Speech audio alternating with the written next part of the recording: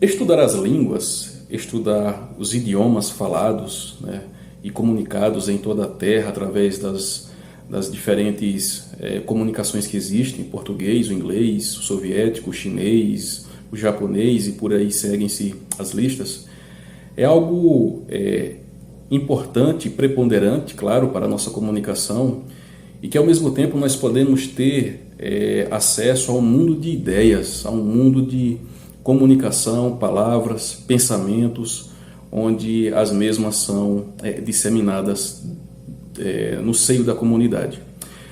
Interessante observar que, por exemplo, a nossa língua portuguesa, que é uma língua que é composta de outras línguas também, como por exemplo o latim, a língua indígena também, são línguas que fazem parte, dentre outras, compondo a nossa língua portuguesa. A nossa língua portuguesa ela chega a ter em cerca de 300 mil palavras. Isso é maravilhoso, isso é esplêndido, né? A nossa compreensão. E quando nós nos deparamos com certas palavras no vocabulário do português, nós observamos que há vários sentidos em algumas palavras, né? Por exemplo, nós nos deparamos com a palavra fio. A palavra fio pode significar fio de espada, fio de energia, fio de linha, fio da vida, né? De maneira metafórica falada, né? Alguém está ao fio da vida, né? Alguém está chegando ali ao ápice, né? Ao final dos seus dias aqui na Terra. E aí, por isso a gente observa essa riqueza, né, na língua portuguesa. Mas quando nós nos deparamos, por exemplo, com a língua hebraica, que diferente do português, né? O português, como eu falei, tem cerca de 300 mil palavras. O hebraico ele chega a ter em média de 7 a 8 mil palavras. Interessante e curioso quando nós nos deparamos, por exemplo, com um livro que foi escrito também em hebraico, que é a Bíblia, né? A Bíblia foi escrita em 3 línguas diferentes, o hebraico, o aramaico e o grego também. A gente vai observar uma riqueza de conotação nas escrituras, né? Cada palavra, passagem, contexto.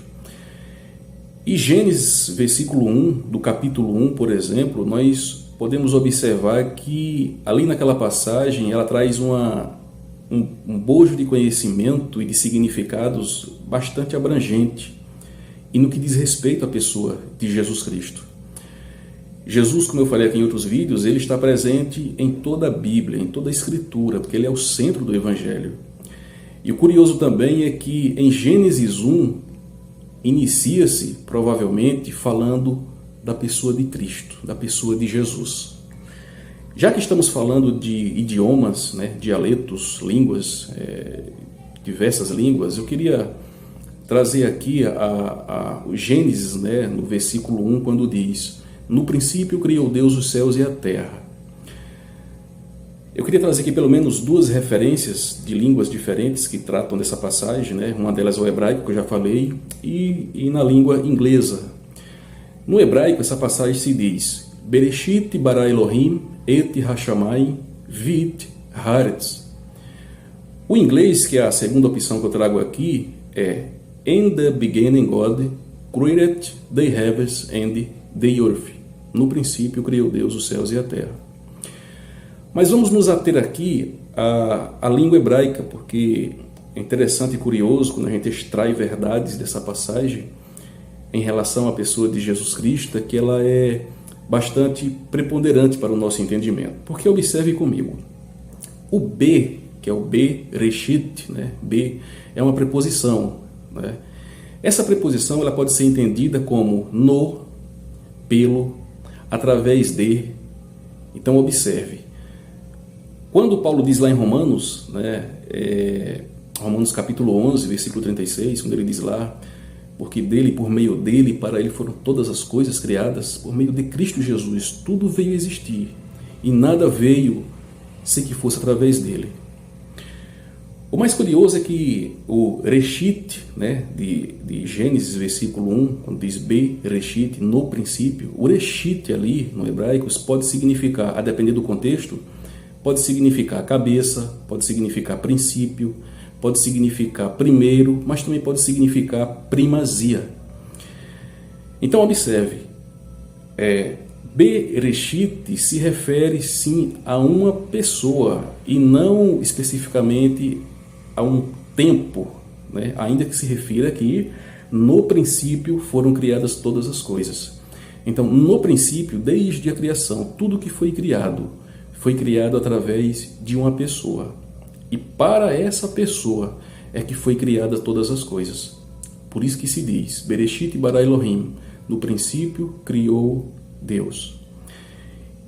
E por meio de Jesus foi que Deus criou todas as coisas.